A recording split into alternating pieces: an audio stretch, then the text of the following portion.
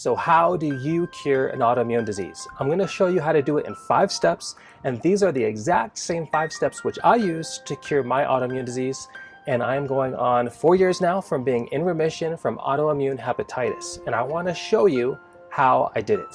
These 5 steps I'm about to show you are the basic structure of how to approach healing an autoimmune disease. So let's get right into it. Step number 1 of the 5-step process. Remove all harmful foods and toxins. Now, to understand why this is step number 1, you have to first understand what is causing autoimmune diseases in the first place. Well, let's look at some research studies and what the professionals are saying about this. From a scientific research study, genetic and epigenetic factors interacting with the environment over time are the main causes of complex diseases such as autoimmune diseases. Well, let's get another opinion. Look at what Mayo Clinic has to say. It's likely that lupus results from a combination of your genetics and your environment. Also, they say type 1 diabetes is thought to be caused by a combination of genetic susceptibility and environmental factors. Now let's hear it from the CDC. What are the risk factors for RA? That's rheumatoid arthritis. Researchers have studied a number of genetic and environmental factors to determine if they change a person's risk for developing RA. So what we see over and over, quote after quote, it's genetics plus environmental factors. And when they're saying environmental factors, they're referring to toxins, things that are toxic to your body. And this combination right here, a genetically susceptible person exposed to certain environmental factors, environmental toxins, creates the autoimmune epidemic that we're seeing right now. So the obvious next question is, what are these environmental factors, these environmental toxins that are causing autoimmune diseases? In our research, we have found 13 common sources, toxins in our environment that are triggering autoimmune diseases. And all of these have been documented in scores of studies as either directly triggering autoimmune diseases or as a factor in the development of autoimmune diseases. So here's the big question. What are these environmental factors, these environmental toxins in your situation? That's the million-dollar question, right? What are these for you? To make it easier for you to answer that question for yourself, we've actually created a free tool. It's an autoimmune toxin triggers test. You could find a link to that in the description below, or you could find a link to that in the card here. Step number 2, heal the leaky gut. Now, leaky gut, in case you don't know, is when the walls of the small intestine become permeable. You see, the small intestine wall is lined with these little finger-like projections called villi. And these villi absorb nutrients, they also keep out toxins. And when these little villi get damaged, they either become flattened or they can become separated, and that creates this intestinal permeability that we're talking about. Now, this is devastating for the body because any undigested particles of food, any bad bacteria or viruses you may have been exposed to can now get through the gut, the walls of the gut, get into your bloodstream, and now have access to every part of your body, including your brain. And this causes a multitude of issues, and it's a foundational problem lying at the base of most autoimmune diseases that are occurring. Leaky gut is so common with autoimmune patients that if you have an autoimmune disease, you probably have leaky gut. So if you have leaky gut, what do you do? Well, I have found 7 therapies, 7 natural therapies to heal leaky gut. And I want to show you 2 of my favorite right now. That's turmeric and aloe vera gel. Let me show you how to use these. So you see I have the aloe plant here, which we picked up at our local Whole Foods. And you just want to cut a cross section of it about 1/4 to 1/2 inch thick. And all you need to do is take the knife and slice it between the meat and the bottom edge of the skin, and that will just open it right up, and you'll see all that meat there. And you could spend your time cutting it out. I'll show you how to do that, but I just like to eat it just like that. Aloe is amazing in its ability to heal wounds. It also heals a damaged gut. It heals, you could say, the wounds of your gut. And I used aloe and I saw improvement. Some people have a hard time with the consistency, so you could just put the gel in a blender with a little water and blend it up after you've cut it out of the skin and drink it that way. Now, after you're done eating your piece of aloe, you could just stick it in a container with water and let it sit on your counter. It will last this way for at least a month plus. Or if you don't want to, you could put that container in the fridge. It'll last a little bit longer. Another natural remedy I want to talk about is turmeric. So you could make a really great drink out of turmeric that you could take twice a day. And you want to start by getting half a teaspoon of powdered turmeric and putting it in a glass. Now, turmeric is about 5% curcumin, which is a powerful anti-inflammatory component. It's so powerful, it's actually been used for pain and injuries, and it's been found to be just as effective as pain medications, but minus the damage to your organs like kidneys and the liver. So now you want to add about a quarter cup of water to that turmeric. It's more effective when taken with some kind of fat. So coconut milk is perfect since coconut is also good for autoimmunity. So you could just put a little spoonful of coconut milk in there. It's also good to put just a pinch of cayenne pepper in there, since cayenne pepper boosts the potency of curcumin in turmeric by 1,000%. So you want to make sure and put that little dash of cayenne pepper in there. Now, turmeric is bitter. So if you're a tough guy or a tough girl and you want to save time, you could just drink it straight. But if you're a bit of a lightweight when it comes to bitter things, you could add honey. And I suggest raw honey as the best option. And you could just take a spoonful, put it in there, mix it up. It's a little bit difficult to mix up, but you could do it if you just mix it a bunch. And drink it down, do it twice a day, and that is very healing to the small intestine, and it heals leaky gut. And that's because it's so anti-inflammatory in its properties.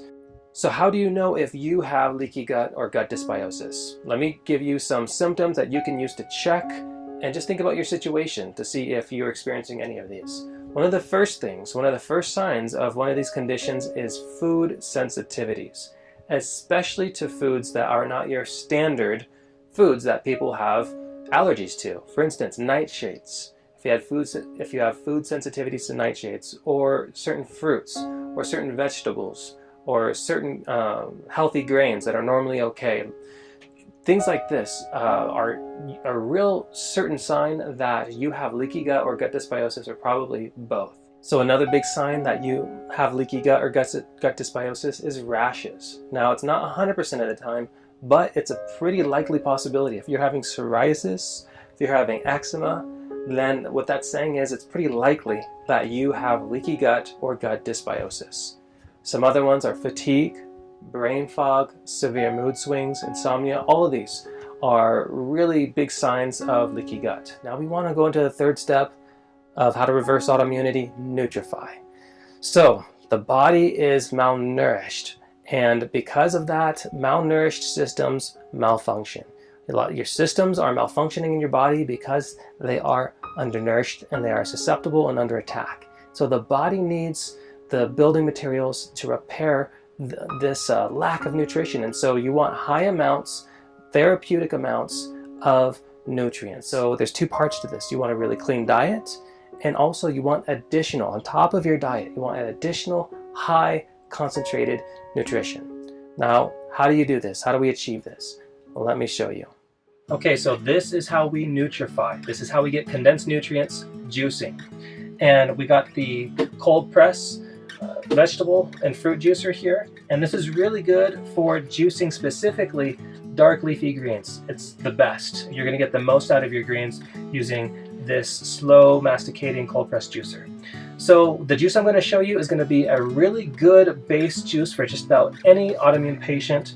And it starts with carrots. We're going to put 6 carrots in this juice. And the reason why we have the carrots is because, number one, they taste good. They're just like a really great base for just about any juice.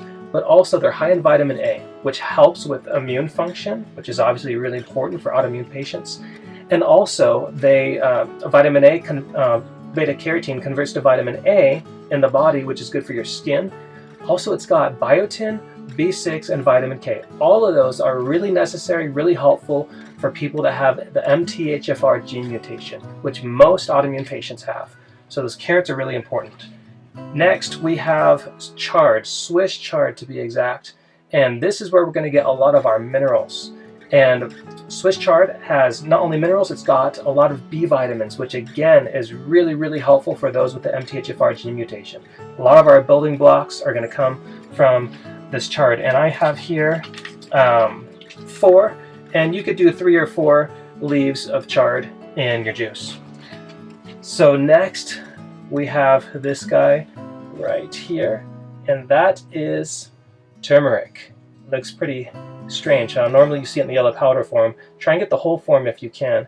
And this is good for inflammation. It lowers inflammation like just about nothing else lowers inflammation just about as good as this. And also it's really good for pain. So if you have a lot of pain, joint pain, inflammation, you want to be putting these in your juice. And on that note, we also have ginger. Ginger does the same thing. You can see I've chopped about an inch piece right there. And ginger does the same thing. Anti-inflammatory, helps with the pain. And then also we have lastly an apple. This is pretty much for taste, and it's going to help the taste, and of course apples have a lot of good things in there as well. So let's get to it.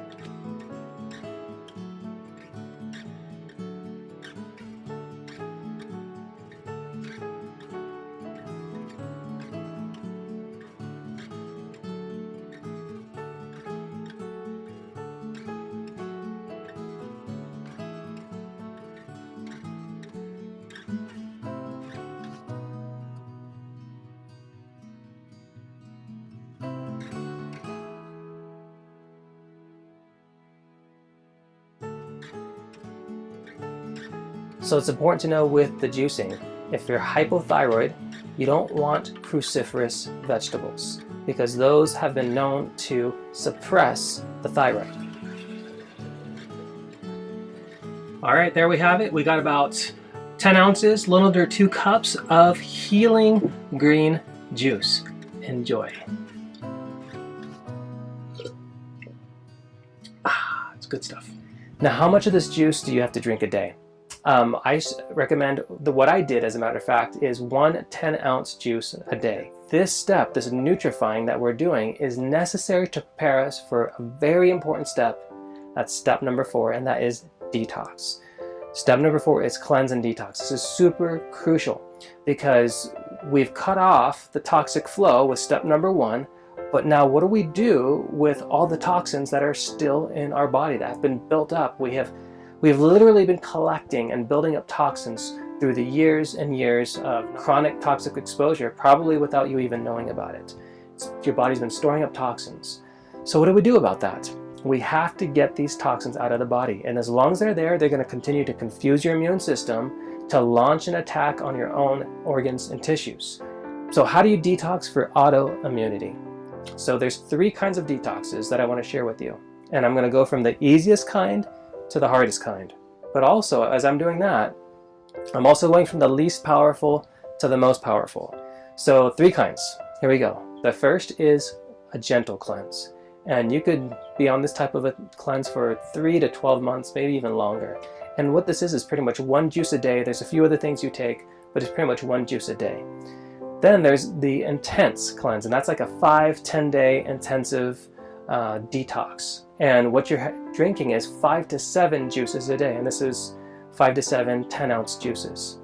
And the last one is a water cleanse, and this is 1 to maybe even 3 days of no juice, no food, just water. It's very intense, but it's super detoxing. It gets down to a cellular level, and it's detoxing your cells, which is eventually where you want to get with your detoxing. So which one should you do? I suggest doing eventually all 3. I would start with the gentle one if you've never done it before and work your way up to eventually doing a 5 to 10 day juice fast, and you can do 5 days juice, 5 days raw at the end, and work your way up eventually to a 1, maybe 2, maybe 3 day water fast. And as you're doing these, it's going to be cleansing your body. Fantastic things are going to happen, and this is when we see the most radical changes in people's situations. Okay, so what does a good detox entail? So you're going to be drinking juice or just water. And why do we do that? Why does it have to be just juice or water? Because you see, the body has 2 modes. It has digestion and it has cleansing. And your body spends a lot of energy digesting food. It's a huge process to take that food and to make it into bioavailable nutrients in your body. And so when you're not doing that, the body has time and it switches over into a cleansing mode. And why do we need the body to do that? It's because toxins hide. Either they know how to hide themselves, or the body will actually store them away to get them out of the bloodstream. So these toxins are hiding all throughout your body, in tissues, all over the place, even in your brain. And the body, the good news is the body knows how to get those toxins out. Now, there are 3 parts to every good detox. First, there's dislodging the toxins, then there's binding the toxins, and then there's eliminating the toxins. So the fasting will do a really good job of dislodging toxins that are in fat stores and other places, but other toxins are not as easy to dislodge. We're talking about heavy metals, we're talking about molds, certain chemicals, and so we need some help with those ones. If they're dislodged and these toxins are not bound up and eliminated, they could actually get redeposited in other parts of the body and cause more problems, and even possibly different problems. And so to mitigate this, my wife and I, when we cleanse, we use certain natural aids to help with this dislodging, binding, and eliminating process. So the first thing I want to show you is something we use called zeolite. Now, zeolite is a clay-like compound that comes from volcanic earth deposits. And the particles are really, really porous, and so it becomes super absorbent. And it actually has a really strong affinity for toxins. So this is what it looks like, and this is the very bottle that we use when we do a cleanse.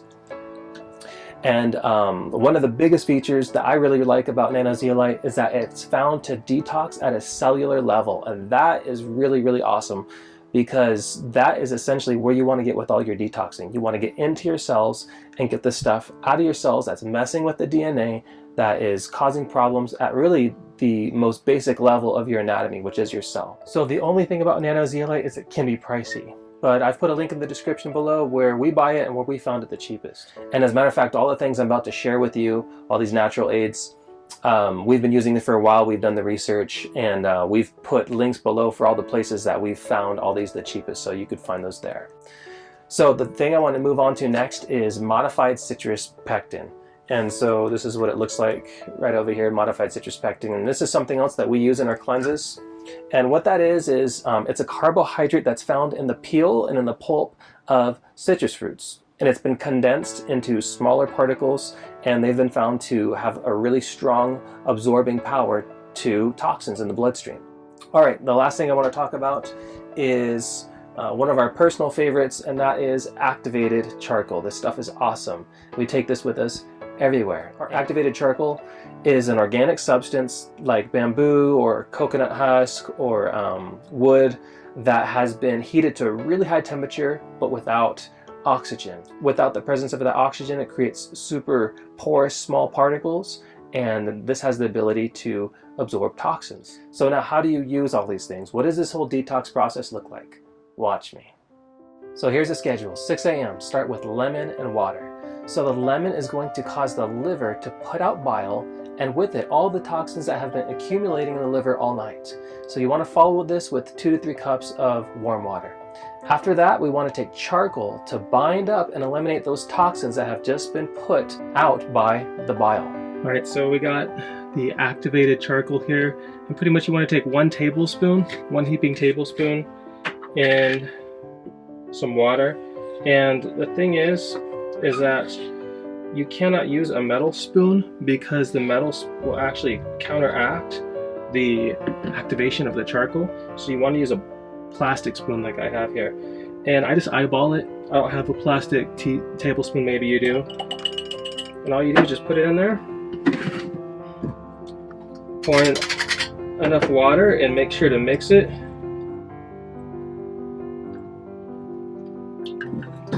And it'll kind of like fluff up, and that happens. Some particles will come out. Just mix it really well. It's a little bit grainy. It doesn't taste that bad. It's a little bit grainy. And just put it down the hatch.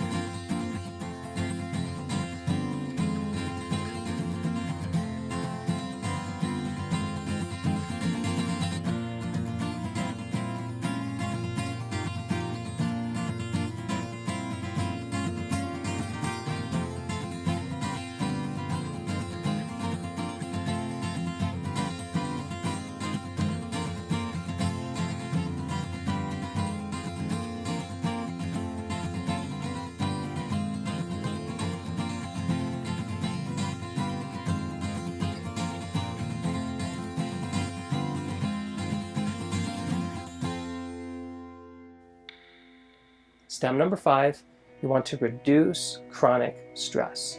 Stress itself isn't bad. The body can handle stress, but chronic stress is deadly. It could kill you. All by itself, it can make you sick. It induces leaky gut, it can ruin your digestion, and it's very, very common for people who have autoimmune diseases.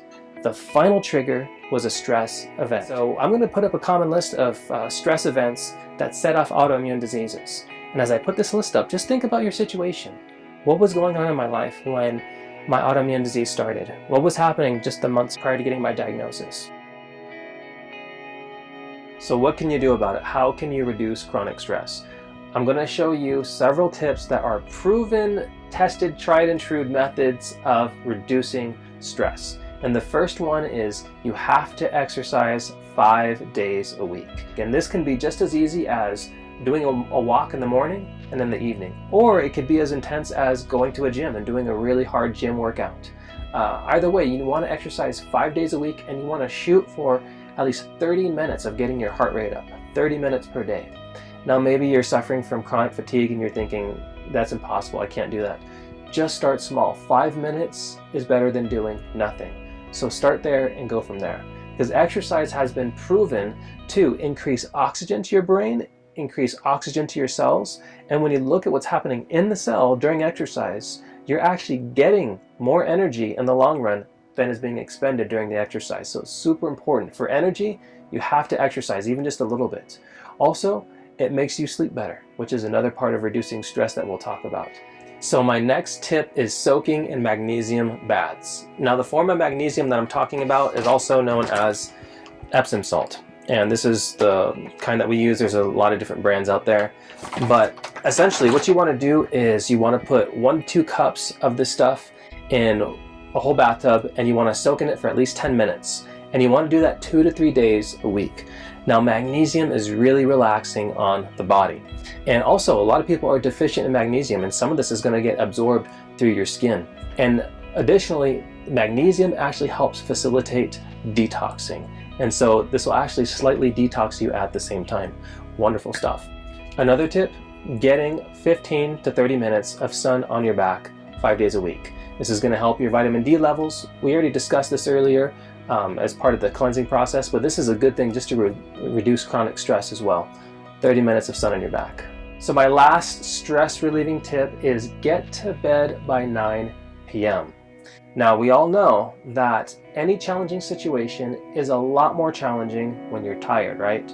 And the hours of sleep that you get between 9 and 12 p.m. are very important. They're very restorative hours of sleep. As a matter of fact, there are certain processes like memory retention that don't happen during any of the other hours of the night. And so you want to get that early sleep time. Now, if you're a night owl, this is going to be tough for you, right? But here's the good news. All the things that I previously mentioned, the exercise, the magnesium baths, the getting sun in your back, are actually going to help you feel like getting to bed earlier, especially if you're working out really hard. And so this is actually going to facilitate, all these things are going to facilitate you accomplishing this last tip, getting to bed early. Now, you might need to have 2 or 3 sacrificial nights. And what I mean by that is 2 or 3 nights where you're sitting in bed for a few hours just staring at the ceiling. It stinks. I know, I've done that before. But that just might be the price that you have to pay to get on to a new sleeping habit, which once you get on, it's going to help your overall stress level, which I think is going to be totally worth it for any person. And also, stimulants like caffeine, you have to get off of those stimulants. We know that the half-life of caffeine is 7 hours.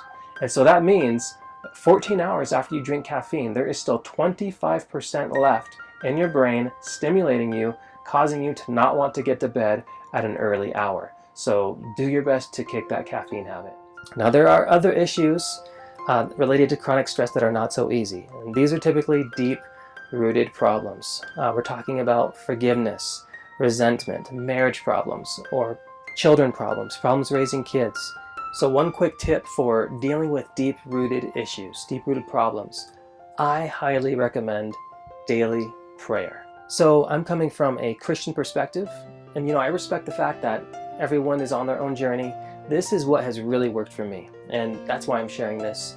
And when I say prayer, I want to really emphasize, I'm not talking about a chant. I'm talking about actually talking to God as if He's your friend. Talking with God, connecting with the divine, connecting with God. And I've seen people who have had massive breakthroughs through, those real deep-rooted tough issues that have been causing chronic stress through regular daily prayer. And I'm actually one of those people. It's done tremendous things for my life. I'll probably share more about that in the future. So here's a summary. The 5 steps to reverse autoimmune diseases. Number 1, remove the toxic exposure. Remove all the foods, all the toxins that got you in the situation to begin with. 2, heal the leaky gut. 3, nutrify. 4, detox and cleanse. And 5, remove the chronic stress. And this is how you reverse autoimmune diseases. I've seen it happen over and over in people who have faithfully followed these steps and really stuck with it through the ups and downs. On our website, we have 4 ebooks about how to reverse fatigue, how to reverse rashes, about how I reversed my autoimmune disease. 3 of those ebooks are free. So go ahead and follow the link in the description below and help yourself. Did I miss anything? Is there anything that you wanted me to address or talk about that I didn't mention? What did I miss? Tell me in the comment section below. I hope this has been interesting to you, and may you be blessed in your pursuit of health.